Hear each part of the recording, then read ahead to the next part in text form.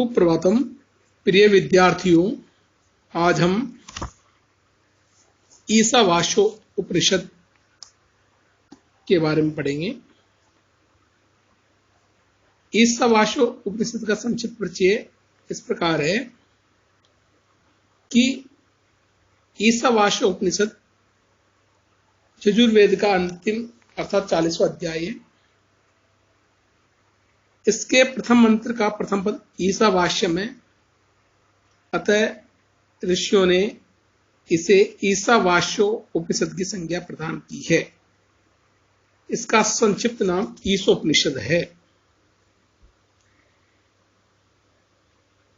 ईशावास्यो उपनिषद में केवल 18 मंत्र हैं।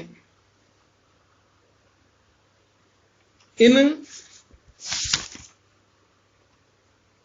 मंत्रों में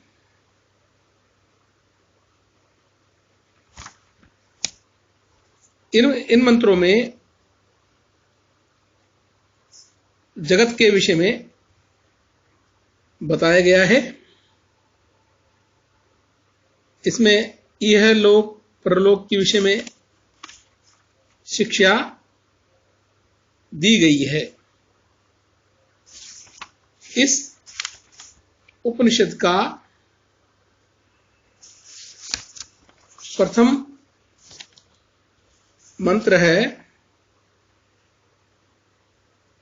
इस मंगलाचरण है प्रथम, ओम पूर्णमदः पूर्णमिदं पूर्णात् पूर्णम् उदच्यते पूर्णस्य पूर्णमादाय पूर्णमेवावशिष्यते।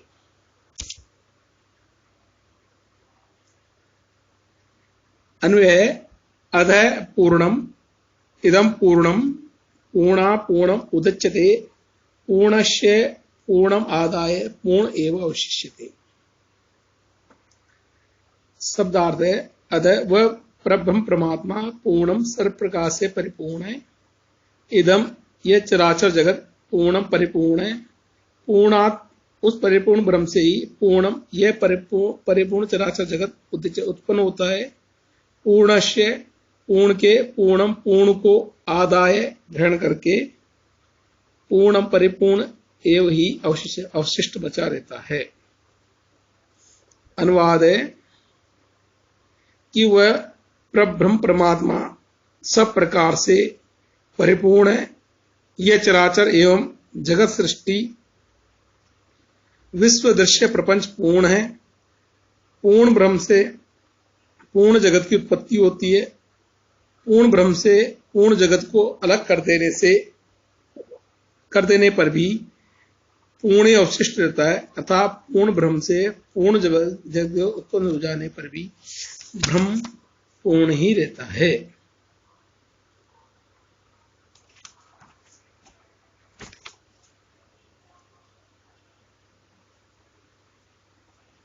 प्रथम श्लोक है, ईशावास्य इदं सर्वं यत् किं जगत्यां जगत् तेन तक्तेन भुंजीता मा गृध कस्य शुद्धनम।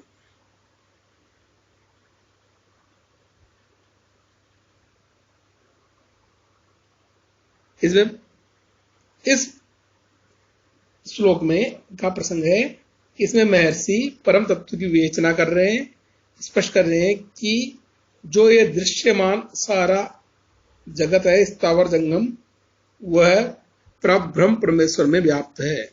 अतः त्याग भाव से वस्तुओं को उपभोग करना चाहिए।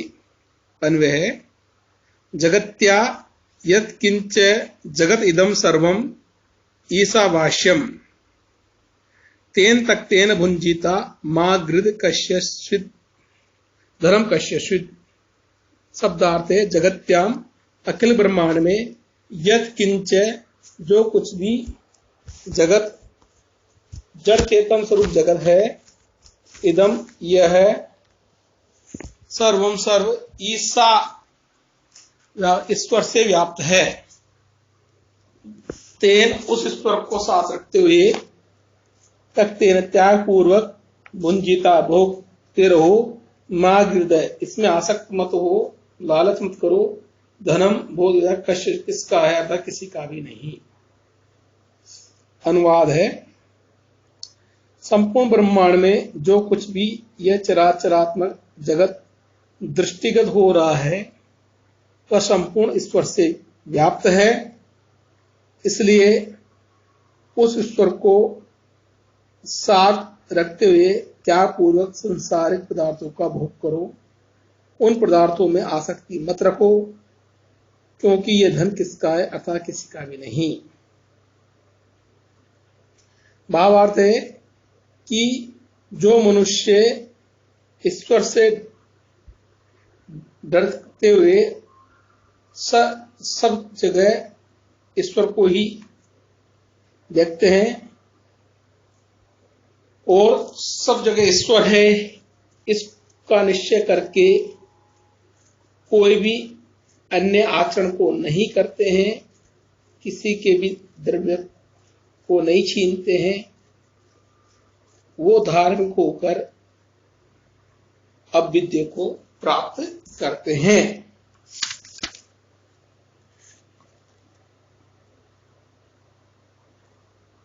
अग्रिम श्लोक है, कुर्वन् एव इह कर्माणि जिज्विषा इक्षत समा एवं त्वयि नान्यथा हितो अस्ति न कर्म लिप्यते नरे। का है प्रसंग है इसका कि इस मंत्र में महर्षि देह शरीर के अभिमानी को कर्मनिष्ठा का उपदेश देते हैं। अन्वय है, इह कर्माणि कुर्वन् इव सतम समा जिजि विषेद एवं कर्म त्वयि न नरेण लिप्यते अथ इत अन्यथा नास्ति। यह है इस संसार में कर्मणि कर्मों को कुर्वन् करते हुए ही सतम समा 100 वर्षों तक जी विषेद जीने की इच्छा करें एवं इस प्रकार त्याग भाव से कर्म किए जाने वाले कर्म त्वयि तुझे नरे मनुष्य में न लिप्यते लिप्त नहीं होते हैं। इत इससे भिन्न अन्यथा अन्य कोई मार्ग नहीं है। अनुवाद है, इस संसार में शास्त्र नियत कर्मों को करते हुए ही 100 वर्षों तक जीने की इच्छा करनी चाहिए। इस प्रकार त्याग भाव से किए जाने वाले कर्म तुझ मनुष्य में लिप्त नहीं होंगे।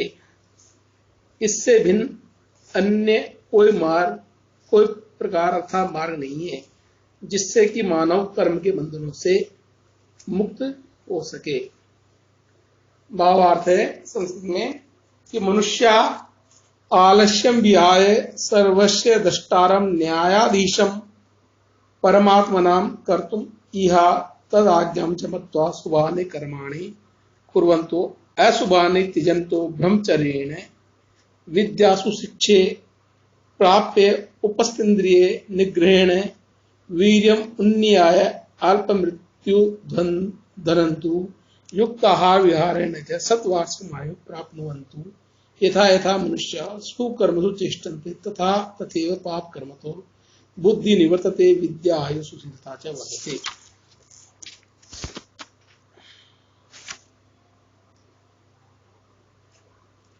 कहने का तात्पर्य है कि मनुष्य को आलस्य को छोड़कर और ईश्वर को न्यायाधीश मानते हुए शुभ कर्मों को करना चाहिए, अशुभों को कर्मों को त्यागते रहना चाहिए। इस प्रकार के कर्मों से मनुष्य संसार में नहीं बनता है। अग्रिम श्लोक 30 नंबर का, असूर्य नाम ते लोका अंधेन तमसा आवृता तान ते प्रेत्याभिगच्छन्ति ये के चात्मनो जना। इस मंत्र में ऋषि आत्मज्ञान विहीन लोगों की निंदा करते हैं। अन्वय है, असूर्य नाम लोका ते अंधेन तमसा आवृता ये केचे आत्मनः न जना ते प्रेत्य तान अभिगच्छन्ति। शब्दार्थ है असूर्य, असुरों के नाम प्रसिद्ध लोक हैं, ते वे सभी अंधेन तमसा, अज्ञान तथा दुख क्लेश रूप महान अंधकार से आवृता आच्छादित हैं। ये केच, जो कोई भी आत्मघाती जना मनुष्य, ते वे प्रेत्य मरकर तान उन्हीं भयंकर लोगों को अभिगच्छन्ति, बार बार प्राप्त होते हैं। अर्थ है असुरों के जो प्रसिद्ध नाना प्रकार के नरक रूप लोग हैं, वे सभी अज्ञान तथा दुख क्लेश रूप महान अंधकार से आच्छादित हैं। संसार में जो कोई भी आत्मघाती मनुष्य है, वे सब मृत्यु के उपरांत उन्हीं भयंकर लोगों को पुनः पुनः प्राप्त होते हैं। भावार्थ है, संस्कृत भाव देखें कि ते वसुरा दैत्या राक्षसा पिशाचा दुष्टा मनुष्या ये आत्मनि अन्यत वाच्य अन्यत कर्मणि अन्यदाचरन्ति, तेन कदाचित अविद्या दुख सागरा उत्तीर्य आनंदम प्राप्तुं शक्नुवन्ति। ये च यत् आत्मना तन्मनसा यन्मनसा तद्वाचा वाचा यद्वाचा तत्कर्मणा अनुतिष्ठन्ति, ते एव देवा आर्या सौभाग्यवन्तो अखिल जगत पवित्र्यन्त इहाम अमुत्र अतुलम सुखम अश्नुवते।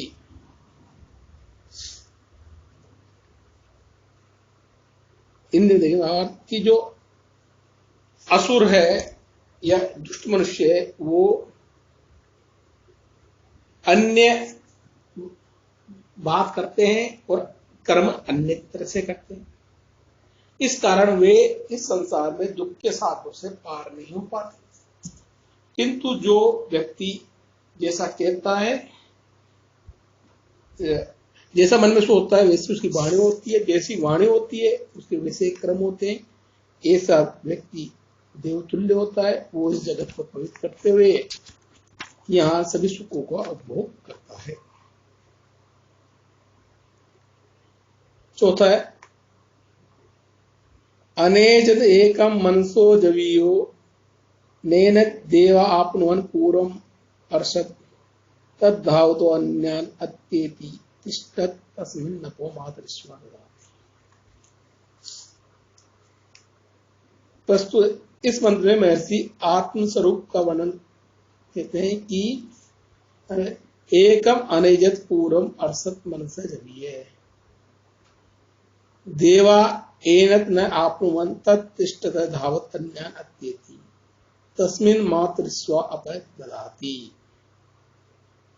शब्दार्थ एकम एकाकी या अकेला, अनिजत चलन कंपन से रहित, पूर्व सबसे आदि प्राचीन, अर्थ अज्ञान स्वरूप सबके जानने वाले, मन से जब ये अधिक वेग वाला, देवगण एनत इस परमेश्वर को नहीं आपोन पा सके जान सके, तक वह स्थिर रहने वाला, धावत दौड़ते, अन्यान दूसरों को अतिक्रमण कर आगे चला जाता है। तस्मिन उसमें मातृस्वा प्राणवायु आदि देवता अप जल वर्षा आदि क्रिया ददाति धारण करता है। और देखेंगे कि वह एक अचल सबसे पुराना स्फूर्ति देने वाला, मन से भी अधिक वेगवान है, तीव्र गति युक्त है, इंद्र आदि देवता अथवा इंद्रिया उसे प्राप्त नहीं कर पाती। उस आत्मा ने इंद्रियों को पीछे छोड़ रखा है। दौड़ने वाले दूसरों को वह स्थिर रहकर भी दौड़ में पीछे छोड़ जाता है। उसके रहते हुए ही अर्थात उसी स्थिति से वायु आदि देवता कर्मों का विभाजन करते हैं। संस्कृत भावार्थ देखेंगे ब्रह्मणो अनंतत्व अद्यत्र मनोयाति तत्त पुरुषता देवा अभिव्याप्तम अग्रस्तम ब्रह्म वर्तते तद विज्ञानम शुद्धेन मनसे जायते। चक्षु आदि भी अविद्वद्भिश्च द्रष्टुम असक्तमस्ति।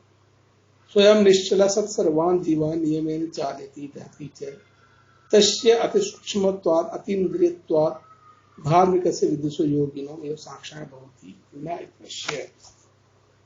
कहने का तात्पर्य है कि जो ब्रह्म है उसको चक्षु आदि के द्वारा देखा नहीं जा सकता, बल्कि वो है ब्रह्म सभी जीवों को नियम से चलाता है, नियम चलाता है, उनको धारण करता है। उस अति सूक्ष्म तत्व को अतीन्द्रिय होने के कारण विद्वान योगी साक्षात्कार के द्वारा ही देख पाते हैं।